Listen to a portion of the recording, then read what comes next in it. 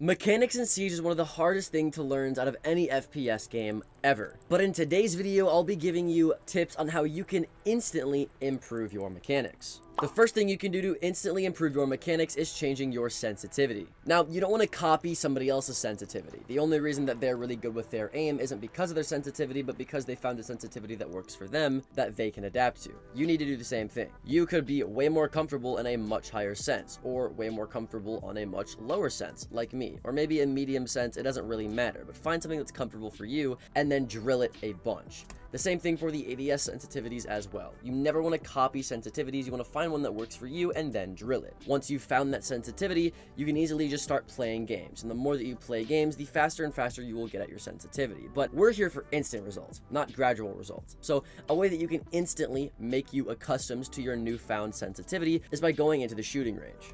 Once you're in the shooting range, go all the way over to zone 3. Go to the options and make sure that you have these settings right here on. Depending on how good you are at your sensitivity, or if you're on PC and console, you can change this to big ball instead of small ball, but because I'm pretty confident in my aim, I have it on smaller balls to increase my accuracy even more.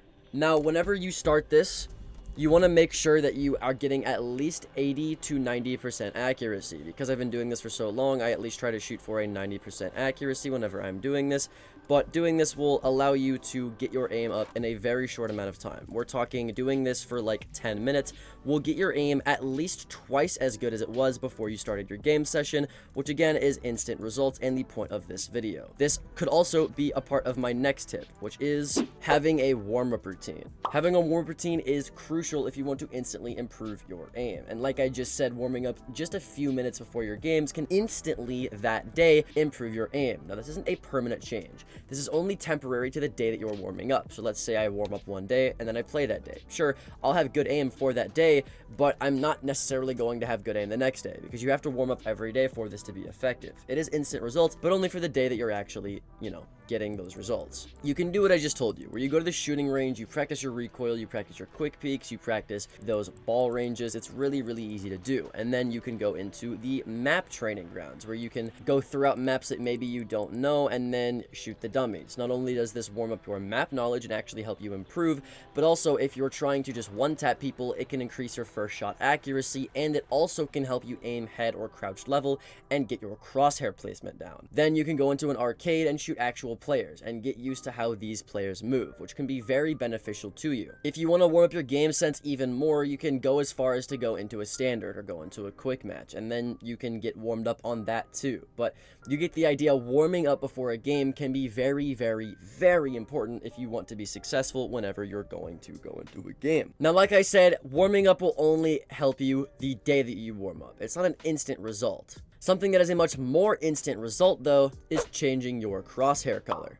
Now, as you can see, my crosshair right now is pink. There's a few crosshairs that you can choose from. As you can see, when you go into the accessibility tab, you have the default crosshair, which is red on most weapons and green on just a few. This crosshair actually isn't bad. If I'm trying to spawn peek, it's not too bright of a crosshair to where it gets drowned out by the light, but if I'm in like a darkish hallway, I can still see the crosshair. So this is not a bad crosshair to run. Anything that's too light, like light blue, turquoise, yellow, light green, or white is going to be bad. Because let's say I equip this white crosshair. Whenever I try to go to spawn peek right here, it's very hard for me to be able to actually see anybody out here because my white crosshair blends in so well with this white background. It's just not worth it. The same thing can be said for crosshairs that are too dark. Now, this really does stand out when you're spawn peeking, but if you go into like a darkish hallway, it's a little bit hard to see whenever you're aiming at things that are particularly black. So which crosshair colors are good? Well, like I said, the default one is good. Another good one would be green. The only issue with green is it's a little hard to spawn peek with, but if you have a little bit higher of a saturation on your monitor, this one is actually pretty good to run.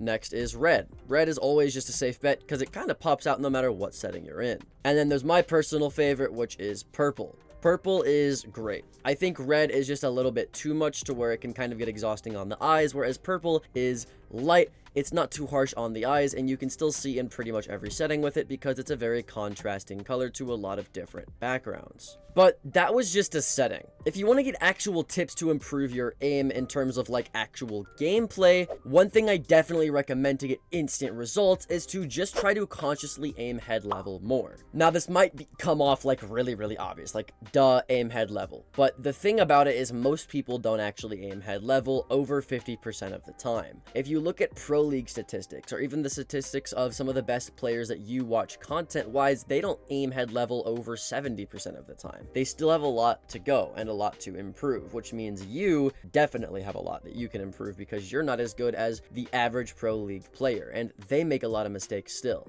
So if you want to consciously do this, like I said, going into the map drills is a great idea.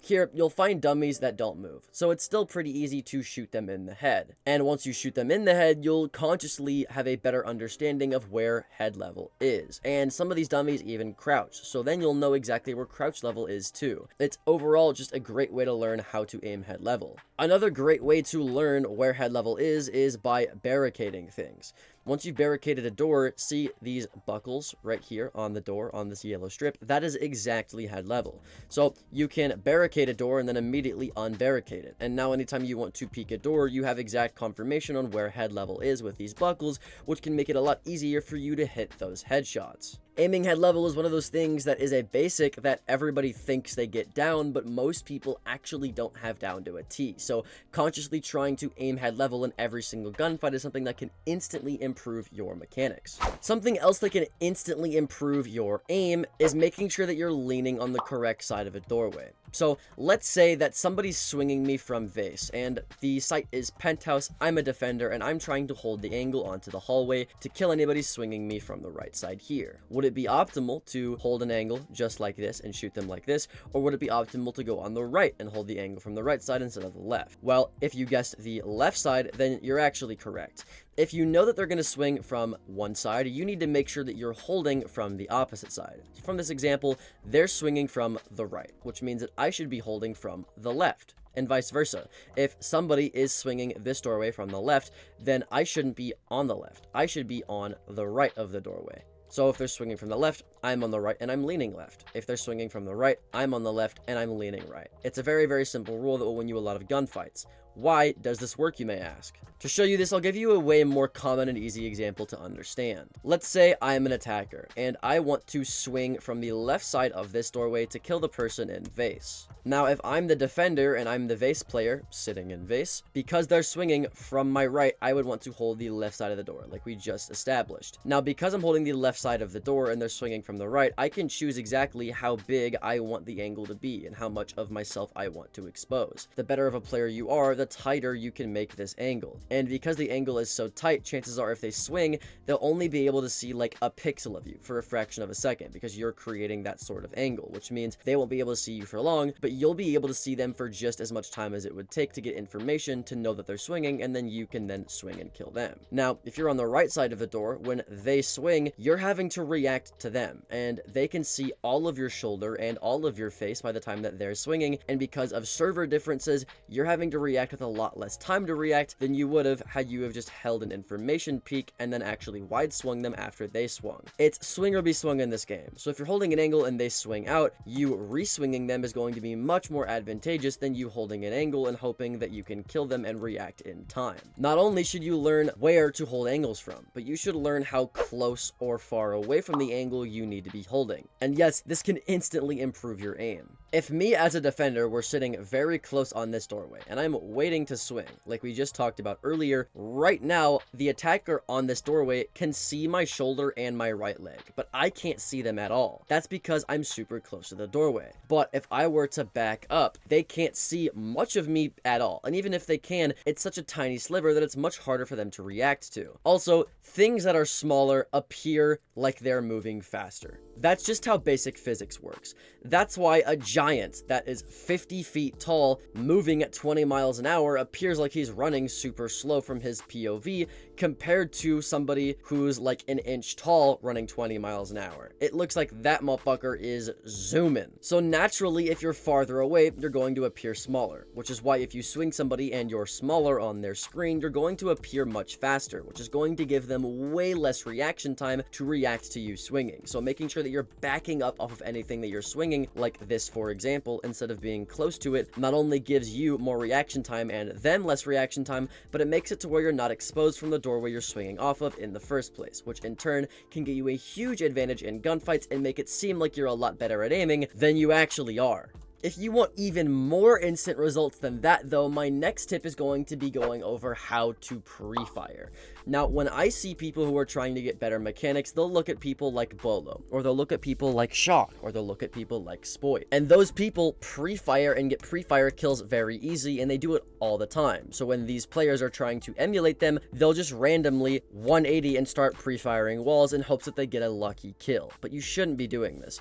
People who are pre-firing at that level aren't pre-firing just because they want to get a lucky kill. Although it does happen sometimes, they're pre-firing because they know that someone is on the other side of the wall that they're pre-firing. It's more of a wall bang and much less of a pre-fire. They're using sound cues from their headsets, or they're using general game sense to know that this door is on the other side of the wall, so they can pre-fire this door, and as you can see by my bullet holes, get a free kill. So pre-firing through walls with information is a one-way ticket to getting a lot better mechanics and a lot better skill and a lot easier kills than just pre-firing randomly. Not only should you be pre-firing through walls, but if you want to learn how to pre-fire people around corners, you need to learn how to do that too. Let's say that I know someone is in this corner, and I'm an attacker and I want to pre-fire them when they're in this corner. Instead of going super close to the corner and then just holding left click when I do it, you actually want to swing a bit farther away, for the exact same reasons that I outlined earlier when I was talking about how you need to be farther away from angles. Like I said, the farther away you are, the smaller you appear, and the smaller you are, the faster you appear. Basic physics teaches us this. So make sure that whenever you're trying to pre-fire somebody around a corner, you're doing it from a farther away place instead of being right up on the door where they can see your shoulder before you can even see them. This makes it to where they're able to pre-fire you and you're not able to pre-fire them, so making sure that you're backing up and pre-firing a little bit earlier than you would think you need to, and you'll get a lot more free kills that way. So we've talked about warm-up routines, we've talked about aiming head level, we've talked about pre-firing, how to hold angles, how to peek angles. So when it comes to getting better aim, what more is there when it comes to instant results? Well, there's one more thing. The unfortunate truth is, if you want to get good aim and it be instant and you get instant results like this title makes you think you can, you honestly can't. The best way to get good aim and get good aim quickly is by doing it slowly. What do I mean by this? Well, in one of my most recent videos, I outlined the importance of making sure that you're accurate before you're fast. A lot of people try to get fast mechanics before they try to get accurate mechanics, and this is a huge mistake.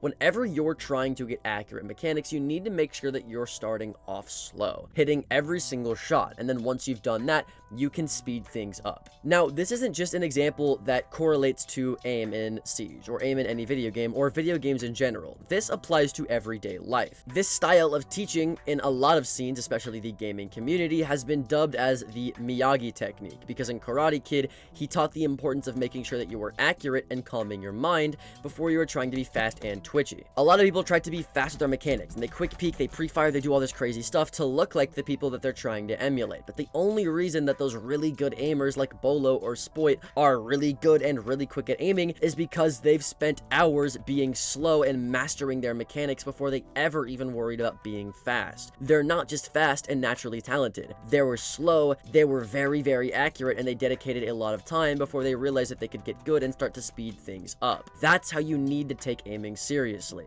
Now, I know this is a video about instant results, but if you want to get the quickest results to improve your aim, you have to accept the fact that it's not going to be quick in the first place, which might sound like a paradox, but I guarantee you it is true. Which brings me to my next tip. I want to start actually manning operators. Now, the reason that this is important is because if you man operators, you actually start to learn guns. And the more that you learn guns, you should learn the recoil of that gun, so it makes it a lot easier for you to learn the mechanics around those certain guns. If every single day I'm running Ace AK-12 versus me running it once every single few games, I'm going to be a lot better at the AK-12 and the mechanics around it and when to swing and how to use it than I would be if I were playing it less. So making sure that you're starting to main operators, especially in the higher ranks when whatever operator you play doesn't really matter that much, will greatly improve the mechanics of how you're able to play.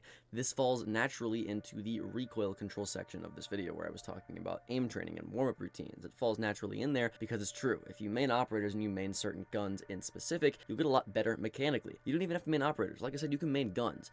Valkyrie and Warden have the same gun, the MPX. So if you're really, really good at that gun, you can main it and still have a plethora of operators to choose from. Now, the final tip that I have for instantly improving your aim is just being a weirdo. What do I mean by this? Well, if you're a weird player, chances are you're holding weird angles, and the more weird and unorthodox and rat angles you hold, the less likely it is that your enemies will know where you are and be able to shoot you back. So, if you're wanting to improve your aim instantly, one of the best ways you can improve your aim is by making it to where the enemies can't shoot you back in the first place. And if you're holding rat angles, it's a great way to do this. Not only this, but holding off angles is great too, because the more off angles you hold, the more map knowledge you'll gain, which will instantly improve the mechanics that you have because you'll learn the map knowledge in order to implement those mechanics. If you're still confused, let me explain it a different way. Let's say that I'm holding a super weird angle on Clubhouse. If I'm holding this weird angle, chances are I know where the defenders are going to have to go in order to get into my angle, and if I know that, then I know where they're coming from, and I know where the map is, and I know where the site is, and I know how the site works, and I know where all of the other angles are that can contest my off angles. So, the more you play around with off angles and you learn how they work, the more you will understand map knowledge, and the more you will understand positioning and angle work in general, which will improve your mechanics in general. It's a very weird and niche tip, but it definitely works in its own weird and niche way. And quick little bonus tip, if you want to improve your mechanics, thinking about upgrading your hardware is actually a great thing that you can do, because a lot of the times what's holding you back is the hardware that you have. For example, I accidentally set myself on 60 Hz for 3 years straight because I didn't have my HDMI plugged into the right port on my computer, and once I plugged into the right one, I was on 144, and I was a way better player. Getting a better mouse, getting a better keyboard that has inputs that are a little bit faster will make you move a little bit better, right? Having maybe a brighter monitor or a desk or an ergonomic chair will help you game better, right? Like the quote, like, he's got a better gaming chair, it actually has some like realistic value to it, because the better actual physical setup you have in real life, the better you can get at the game to a certain extent. And because of that to a certain extent part that I put there is why it's a bonus tip and not an actual tip. But with that out of the way, my name is Alka. Check out this next video, sub to the channel down below, and I hope I'll see you there. Later.